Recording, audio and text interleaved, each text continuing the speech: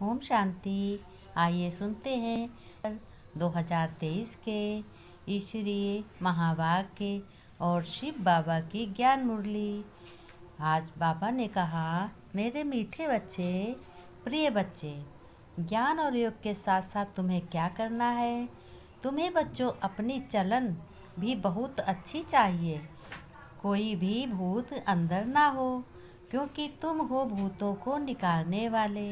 बाबा ने कहा, तुम्हारे अंदर कोई भी विकार या गलत आदत नहीं होनी चाहिए। तुम भगवान के बच्चे हो, यानी मेरे बच्चे हो, तो तुम्हें कोई विकार रहित कोई बात या काम नहीं होना चाहिए। प्रश्न में बाबा ने कहा, बच्चों, सपूत बच्चों को कौन सा नशा स्थायी रह सकता है।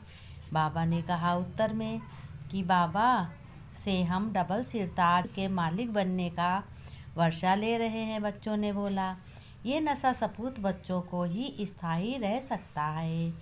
फिर बाबा ने कहा, परंतु काम क्रोध का भूत अंदर होगा तो ये नशा बच्चों नहीं रह सकता।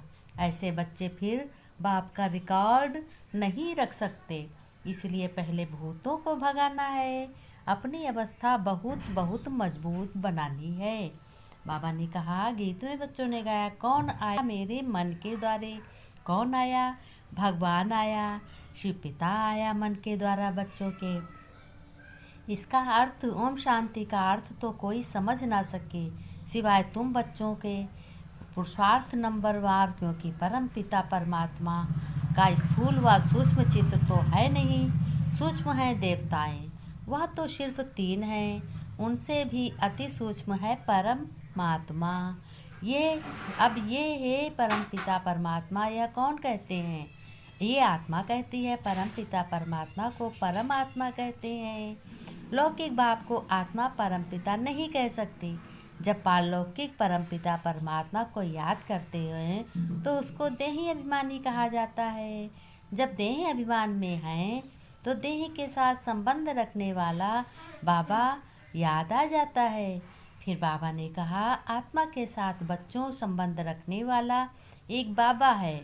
वह अब आए हुए हैं, यानी मैं आया हुआ हूँ। भगवान आत्मा बुद्धि से जानती है, आत्मा में बुद्धि है ना, तो परम पिता परमात्मा जरूर पारलौकिक पिता ठहरे।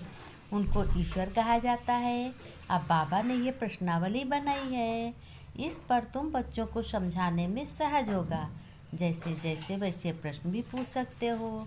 ज़रूर जो बच्चे पूछते हैं वह नॉलेजफुल है, तो ज़रूर टीचर ही ठहरा। आत्मा ही शरीर धारण करती है और आर्गन्स यानी हाथ पैर मुंह से समझाती है। तो बच्चों को सहज कर समझाने के लिए यह बनाया गया है। परंतु बच्चों, ज्ञान सुनाने वाले बच्चों की अवस्था भी बहुत अच्छी होनी चाहिए।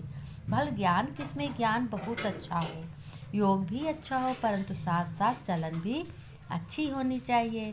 तुम्हें बच्चों देवी चलन उनकी होनी चाहिए जिनमें काम क्रोध लोभ मोह और अहंकार कुछ भी अवगुण नहीं होंगे। ये बड़े बड़े भूत हैं बच्चों।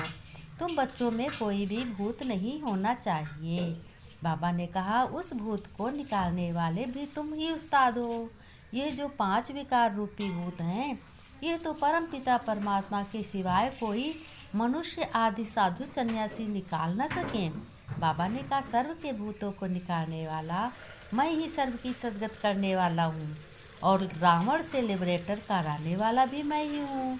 रावण सबसे बड़ा भूत है। इसमें क्रोध का भूत बहुत है रावण में। इसमें मोह का और अशुद्ध अहंकार का भूत है। सभी को इन भूतों से छुड़ाने वाला लिबरेटर परमात्मा एक ही है जो पावरफुल है। बाबा ने कहा, मैं सबकी खुशी को बढ़ाता हूँ और रावण सबकी खुशी को गुम करता है, यानी दुख पहुँचाता है। आत्मा इस शरीर द्वारा पढ़ती है, नौकरी करती है, ये समझने की बातें हैं। फिर माया रावण बुद्धि का योग तोड़ देती है। जितना आगे जाओगे उतना ही दृष्टि होकर रहोगे। बाबा ने कहा, जब तक कोई हल्का नहीं बनते तब तक ऊंची स्थिति पहुंच नहीं सकती। उड़ती कला द्वारा आनंद की अनुभूति करते हैं। हल्का रहने में ही मज़ा है, बाबा ने कहा। फिर बाबा ने कहा कि धारणा में बच्चों तुम्हें क्या धारण करना है। बाबा ने कहा धारणा में अंदर बाहर साफ रहना है। सच्ची दिल से अपने भगवान को, शिव बाबा को याद कर अपना समाचार देना है। कुछ भी अपने शिव पिता से छिपाना नहीं है। फिर बाबा ने कहा मैं अब वापस जाना है। कहाँ जाना है? आप शिव परमपिता के साथ रहना, इसलिए अशरीरी बनने का अभ्यास करना है और बहुत बहुत बुद्धि को अपनी संभाल करनी है बुद्धि से। फिर बाबा ने वरदान दिया कि ये विनाशी तन और धन, पुराना मन मेरा किसका नहीं है, मेरा नहीं है। अब ये किसका हो गया? ये भगवान का हो गया। बाप को दे दिया। पहला संकल्प ही ये किया। बाबा ने कहा इसमें बाप का नहीं फ़ायदा, तुम्हारा ही फ़ायदा है। स्लोगन में बाबा ने बताया कि वह शक्तिशाली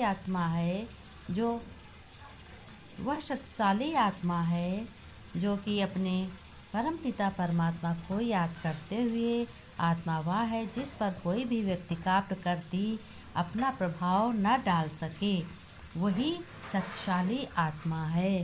बाबा ने कहा हम रूहानी बच्चों की, रूहानी बाप दादा को याद प्यार, नमस्ते नमस्ते, गुड मॉर्निंग।